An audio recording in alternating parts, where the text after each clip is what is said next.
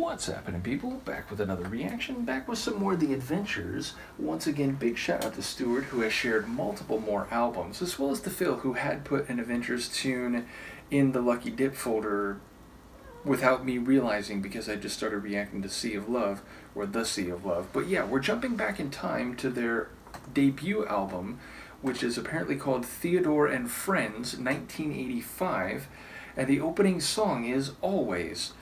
It's a single word title. Obviously, always speaks to constancy, consistency, not regularly, not often, not in many cases, but in fact always. No matter the circumstances, no matter the time, whatever process or characteristic or status is being referenced, it is always the case.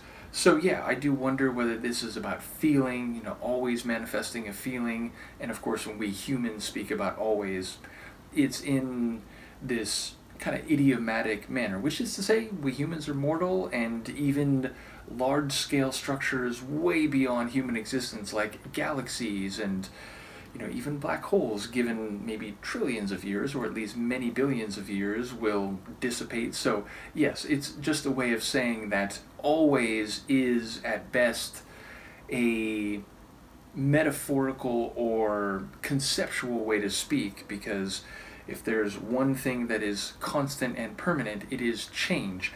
Nevertheless, I do wonder what will be at play. I would not be surprised if it is on an emotional level that is being referenced. Let's hear it. This is The Adventures.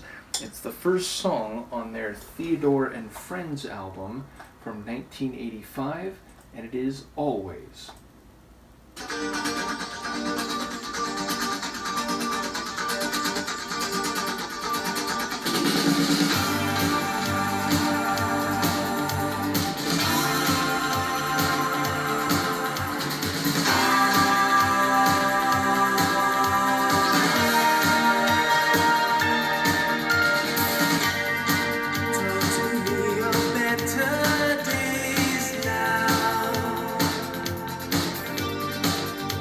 Of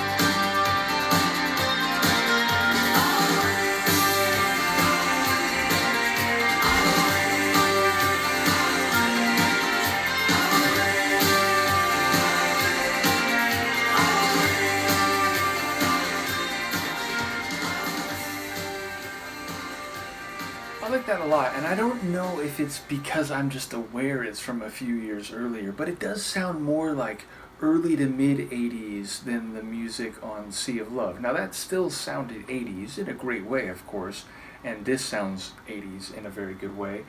But yeah, it sounds a bit more new wave-ish, I guess is what I'm saying. I get it. By like 85, I don't think new wave was a phrase that people were using anymore. Certainly not as a like, oh, this is a new thing that's, it's very different from what's come before.